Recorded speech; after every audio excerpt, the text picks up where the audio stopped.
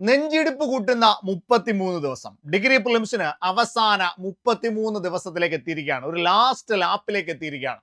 മക്കളെ, ഇനിയും proper revision ഇല്ലെങ്കിൽ, പ്രോപ്പർ ആയിട്ട് ടൈമിനെ എക്സിക്യൂട്ട് ചെയ്തില്ലെങ്കിൽ പണി പാളും. ഒരു സംശയവും വേണ്ട, നല്ലൊരു സ്കോർ നേടാൻ കഴിയില്ല.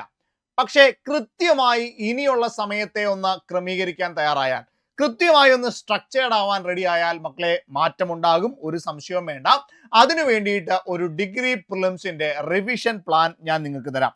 മക്കളെ, ഞാൻ ഈ എഴുതിയിട്ടിരിക്കുന്നത് ജസ്റ്റ് ഒരു പേപ്പറിനകത്തിൽ നിങ്ങൾക്ക് വരച്ചുണ്ടാക്കാൻ പറ്റുന്ന കാര്യമാണ്. കൂടുതൽ മോഡിഫിക്കേഷൻ ഒന്നും വേണ്ട, വരച്ചുണ്ടാക്കാൻ പറ്റുന്ന ഒരു കാര്യമാണ് ഡിഗ്രി പ്രിലിംസിന്റെ ഒരു റിവിഷൻ പ്ലാൻ. വളരെ ബേസിക് ആയിട്ടുള്ള ഒരു പ്ലാനാണ് ഒരു റിവിഷൻ പ്ലാൻ ഉണ്ടാക്കുക. ആ റിവിഷൻ പ്ലാനിനകത്തിൽ 7 ദിവസവും കൃത്യമായിട്ട് മാർക്ക് ചെയ്യുക. Sunday, Monday, Tuesday, Wednesday, Thursday, Friday, Saturday, കൃത്യമായിട്ട് 7 ദിവസവും, ഒരാഴ്ചയിലെ 7 ദിവസവും നിങ്ങൾ മാർക്ക് ചെയ്ത് വെക്കാം. അതിനുശേഷം നിങ്ങൾ കൃത്യമായിട്ട്, ഇന്ന് ശനിയാണ്, നാളെയാണ് ഞായറാഴ്ച, നാളെ മുതൽ ഓരോ ദിവസവും നിങ്ങൾ ചെയ്യാൻ പോകുന്ന കാര്യങ്ങൾ കൃത്യമായിട്ട് എന്ത് ചെയ്യുക, മാർക്ക് ചെയ്ത് വെക്കാം. സൺഡേ എന്ന് പറയുന്ന ഒരു ദിവസം എടുക്കാം. സൺഡേയിൽ നിങ്ങൾ എന്താണ് ചെയ്യാൻ പോകുന്നത്? റിവിഷൻ അതിൽ മസ്റ്റ് ആയിട്ട് മക്കളെ ഇത്രയും കാര്യങ്ങൾ ഉൾപ്പെട്ടിരിക്കണം. ഒരു സംശയവും പാടില്ല. ഇതിൽ ഒന്ന് പോലും നിങ്ങൾ സ്കിപ്പ് ചെയ്യാൻ പാടില്ല. ഒന്ന് MEM ആണ്, ഇംഗ്ലീഷ്, മാത്സ്, മലയാളം. ഒരിക്കലും സ്കിപ്പ് ചെയ്യാൻ പാടില്ലാത്ത കാര്യം. കാരണം 50 മാർക്കിന്റെ ഹ്യൂജ് ടോപ്പിക്സ് കിടക്കുന്ന എവിടെയാണ്? ആ റിവിഷൻ ടോപ്പിക്സിലാണ്. ഇപ്പൊ MEM എന്ന് പറയുന്ന ഡെയിലി ക്വസ്റ്റ്യൻ പ്രാക്ടീസ് ചെയ്യാൻ പറ്റുന്ന തരത്തിലുള്ള കാര്യങ്ങൾ ഉൾപ്പെടുത്തുക. മാത്സിൽ നിന്നും, ഇംഗ്ലീഷിൽ നിന്നും, മലയാളത്തിൽ നിന്നും. അതിന്റെ പരമാവധി ചോദ്യങ്ങൾ ചെയ്യുക. നിങ്ങൾക്ക് അറിയാത്ത ടോപ്പിക്കുകളുടെ ക്ലാസ്സുകൾ ഉണ്ടെങ്കിൽ അത് കാണാനായിട്ട് ശ്രമിക്കാം. പരമാവധി ലൈവ് പ്രാക്ടീസ് സെഷൻസ് യൂസ് ചെയ്യുക. ഡെയിലി 50 ടോപ്പിക്സിന്റെ റിവിഷൻ ചെയ്യുക. എല്ലാ ദിവസവും 50 GK ടോപ്പിക്സ് നമ്മൾ തന്നിട്ടുണ്ട്. ഏറ്റവും കൂടുതൽ റിപ്പീറ്റ് ചെയ്യുന്ന കഴിഞ്ഞ 13 ഡിഗ്രി ലെവൽ പ്രിലിംസ് പരീക്ഷകളെ അനലൈസ് ചെയ്ത് നമ്മൾ തന്ന ഒരു 50 ടോപ്പിക്സ് ഉണ്ടല്ലോടാ. ആ 50 ടോപ്പിക്കുകളിൽ നിങ്ങൾ കൃത്യമായിട്ട് റിവിഷൻ കൊടുത്തോണ്ടേയിരിക്കണം. ആ റിവിഷൻ ടോപ്പിക്കുകൾ കൊടുക്കാം.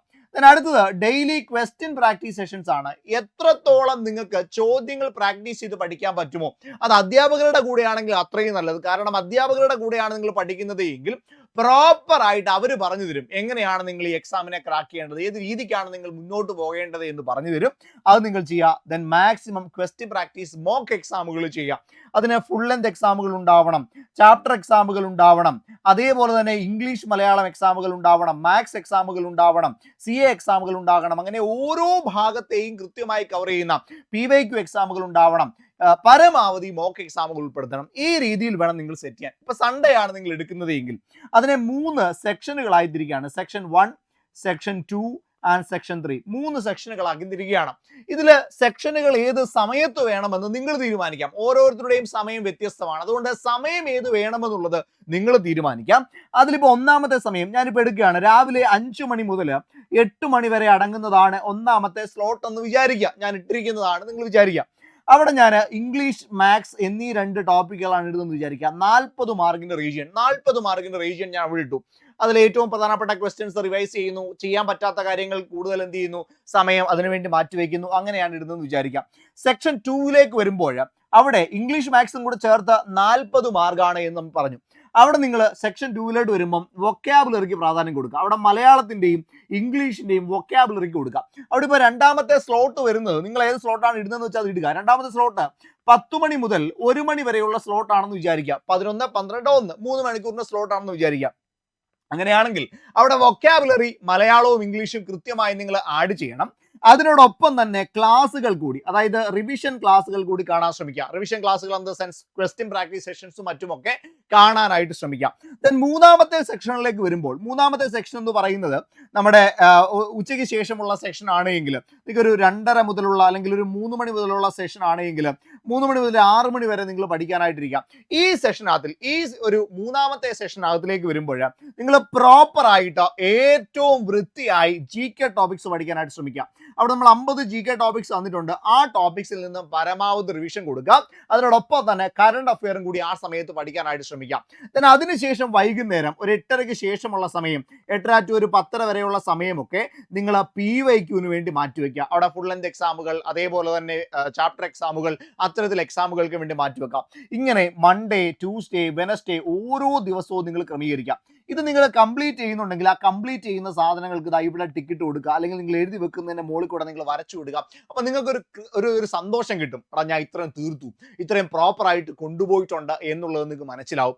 മക്കളെ ഈ റിവിഷൻ പ്ലാനിൽ നിങ്ങൾ ഓരോ ദിവസവും പോയാൽ ഇനിയുള്ള ദിവസം കൊണ്ട് പ്രോപ്പറായിട്ട് റിവിഷൻ ചെയ്ത് ഒരു മിസ്റ്റേക്കും വരുത്താതെ പോകും. സമയം നിങ്ങൾക്ക് ചൂസ് ചെയ്യാം. പരമാവധി മക്കളെ നല്ല സമയം നിങ്ങൾ ഇനി ഇൻവെസ്റ്റ് ചെയ്തോണം.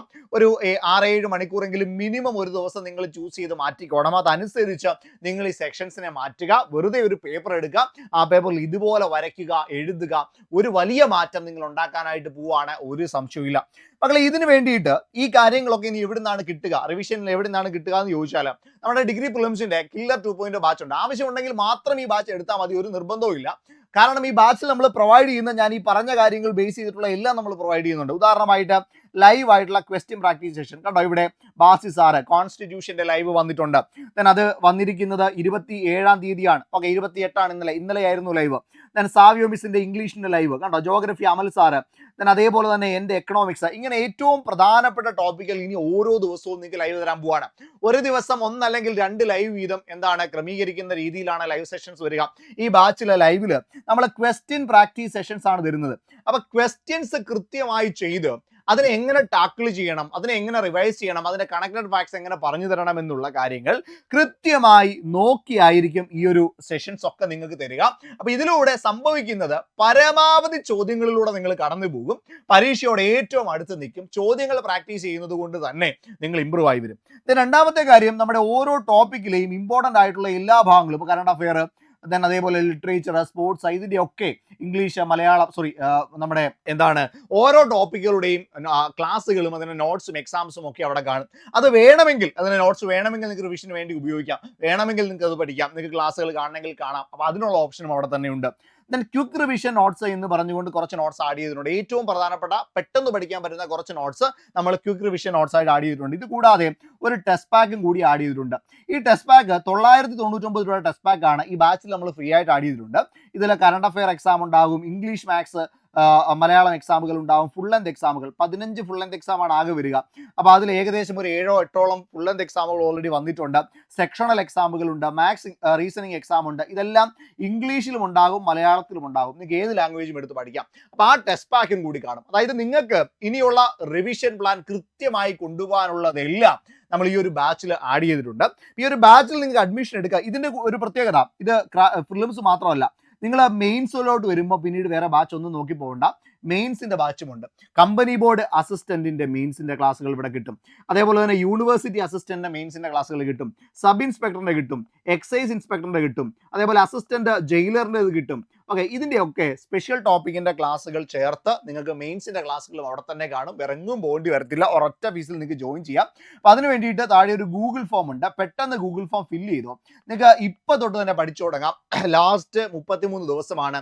വെറുതെ നിങ്ങൾ നിങ്ങളുടെ സമയം കളയണ്ട. ഗൂഗിൾ ഫോം ഫില്ല് ചെയ്തോടാ പെട്ടെന്ന് തന്നെ. അല്ല എങ്കിൽ നിങ്ങൾക്ക് ഈ നമ്പറിലേക്ക് വിളിക്കാം.